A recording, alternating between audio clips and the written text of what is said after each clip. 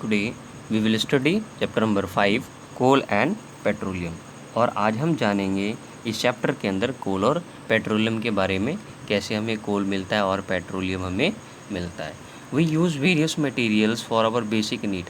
हम अपने लाइफ में हमारी ज़रूरत के हिसाब से हम बहुत सारी चीज़ यूज़ करते हैं। Some of them are found in nature, जो हमें हमारे प्रकृति से मिलता है, प्रकृति से। And some have been made by the human efforts, और कुछ एक मानव कलाकृति के द्वारा बनाया जाता है। आइए जानेंगे नेचुरल रिसोर्स जो हमारी प्रकृति से मिलता है। Our nature has given us various things such as the air, water, soil, mineral etcetera. और हमारे नेचर में ये सारी चीज़ें मिलती हैं। These things are known as the natural resource. हम इसको नेचुरल रिसोर्स बोलते हैं। Natural resource are the free gift of nature. ये हमें प्रकृति में एक फ्री गिफ्ट दिया हुआ है हमारे नेचर ने। Given to us to survive for our survive, और हम सबके जीने के लिए। दे आर द, उनमें से सबसे पहला land and water, plant and animal, air and water and sunlight, mineral resources such as coal and petroleum. है ना, ये सब बहुत ही ज़्यादा इम्पॉर्टेंट है जो हमें नेचुरल रिसोर्स से मिलता है। आइए जानते हैं। Depending upon the availability of various resource in nature, और हमारी ज़रूरत के हिसाब से ये रिसोर्स जो है हमारे नेचर में उपलब्ध है। The natural resource can be broadly classified.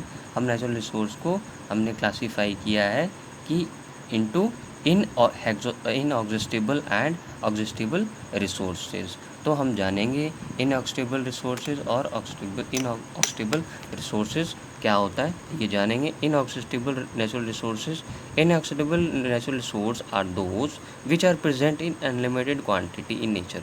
यानी ऐसा रिसोर्स जो हमारे नेचर में बहुत ज़्यादा है, यानी वो ख़त्म नहीं हो सकता है। They can not be exhausted by human activities. उसको ह्यूमन ने नहीं बनाया है ना, वो प्राकृतिक में पहले से ही है। They are also known as renewable resources, जैसे सनलाइट, एयर और वाटर। ये कभी भी इन्वायरमेंट में ख़त्म नहीं हो सकते हैं। आइए जानते हैं exhaustible natural resources. Exhaustible natural resources are those which are present in limited quantity in nature, और ये इनका सीमित तौर पर ये उपलब्ध है। And are likely to be get exhausted over a period of time. They are also known as non renewable resources. है ना, इसको हम क्या बोलते हैं, नॉन रिन्यूएबल रिसोर्स भी इसको बोलते हैं, क्योंकि over a certain period of time के बाद ये ख़त्म भी हो सकता है, जैसे कि कोल, पेट्रोलियम और नेचुरल गैस। आइए और देखते हैं। Non renewable resources such as coal, petroleum and natural gas can not be replaced as they takes place million of years to form. और जैसे आपका नेचुरल गैस है और कोल है, पेट्रोलियम है, इसको प्रिपेयर होने में मिलियन ऑफ ईयर्स लग जाता है। They are being exhausted faster than new supplies can be formed again. और नया यानी कि ज़्यादा पेट्रोलियम या फिर नेचुरल गैस या फिर आपका कोल बनने में काफ़ी समय लगता है। आइए जानेंगे फॉसिल फ्यूल क्या होता है।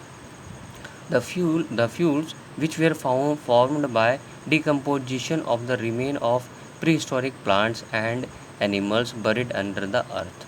है ना, आपको पता है कि जो फ्यूल कैसे रेडी होता है, जब बहुत पुराना, है ना, पुराना पेड़ पौधे जानवर जब वो मर जाते हैं तो उनको क्या करते हैं, हम उसको दफना देते हैं, यानी गाड़ देते हैं।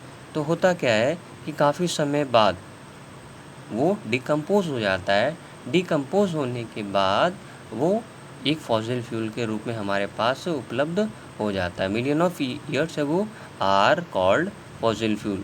है ना, जो हमें अर्थ से मिलता है फॉसिल फ्यूल, जैसे कि कोल, पेट्रोलियम और नेचुरल गैस। आइए जानते हैं कोल के बारे में। Coal is the most important mineral and earliest use fossil fuel. जो कोल है बहुत ही एक महत्वपूर्ण मिनरल है, और ये बहुत ही पहला ये फॉसिल फ्यूल है। It occurs at varying depth under the upper crust of the earth. और कोल को आप पाने के लिए इसके लिए बहुत ही गहराई में इसकी खुदाई करनी पड़ती है तभी आपको कोल मिलता है। Coal beds generally contain large amount of methane, और कोल के अंदर बहुत ही ज़्यादा मात्रा में मीथेन होता है। आइए जानेंगे। Coal is a complex mixture of carbon, hydrogen, sulphur and phosphorus compounds. और कोल के अंदर जो मिक्स क्या क्या होता है, carbon, hydrogen, sulphur and phosphorus compounds. It is found in coal mines, है ना, जहाँ पे कोल का खादान होता है ना। और कोल का खादान आपको सरफेस ऑफ द अर्थ में ही मिलेगा।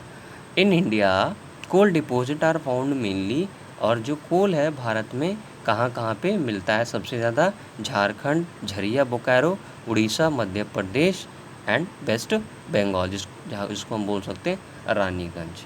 Thanks lot. फिर मिलते हैं आपसे हम नेक्स्ट वीडियो में विथ नेक्स्ट टॉपिक के साथ।